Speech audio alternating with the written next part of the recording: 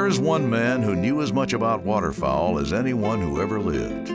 He dedicated most of his life to researching and writing about the natural world around him. His work is known the world over, and he made significant contributions to the health and magnitude of waterfowl populations on this continent. Frank C. Belrose was that man. Frank Belrose was an Illinois native, born and raised in Ottawa. He grew up canoeing, fishing, birding, and trapping along the Fox and Illinois rivers. He attended the University of Illinois in Champaign and graduated with a Bachelor of Science in Zoology. In 1938, he began his career with the Illinois Natural History Survey. From the very start, he was a leader.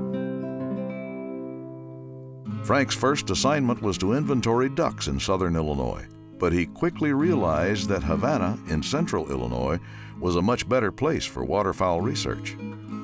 Within months, he was working near Havana, and a field station was built on the Chautauqua National Wildlife Refuge a short time later.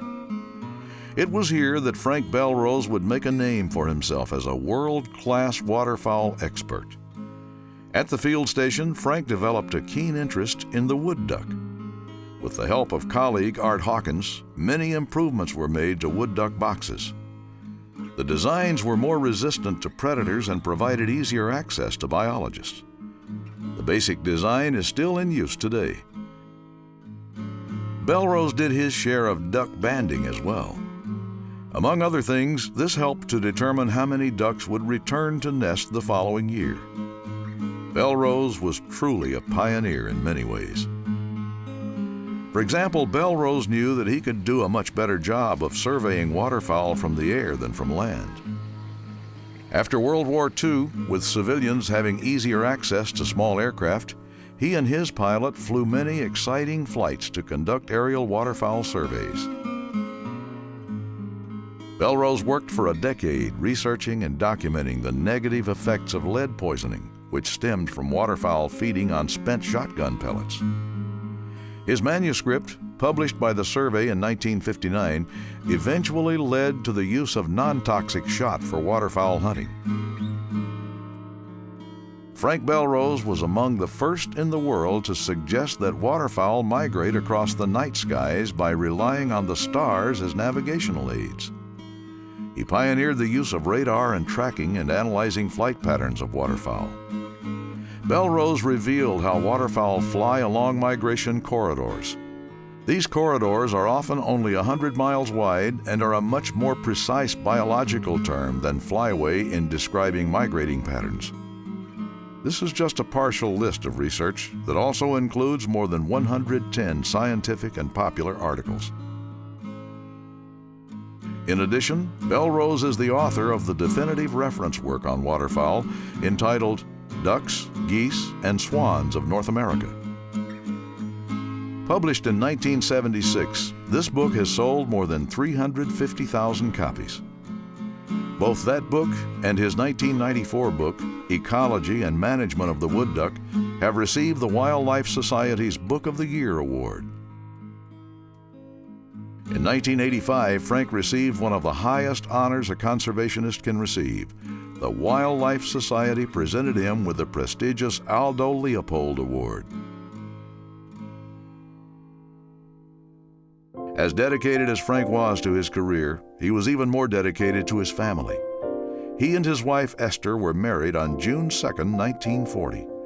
They have raised two sons, Ron, also known as Skip, and Frank Jr.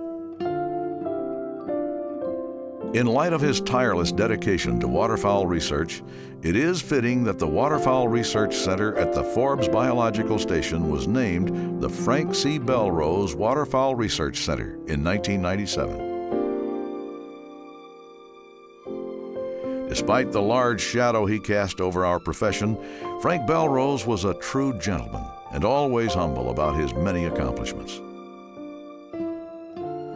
Well, I'd like to say, and I know on behalf really of all the sportsmen, thank you for what you've done for us as waterfowlers and what you've done for the waterfowl population. I mean, it's profound with this book and your research, what you've done for the wood duck.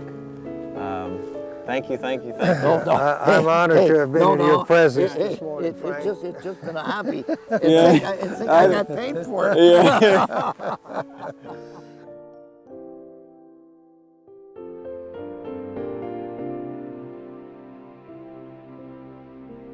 Frank remained active professionally until his passing in February 2005 at the age of 88. His revision of ducks, geese, and swans is nearing completion and should be forthcoming in the next few years. His wife Esther passed away earlier this year, as did his lifelong colleague and fellow waterfowl pioneer, Art Hawkins. Frank will be missed, and waterfowl throughout the world have lost one of their best friends.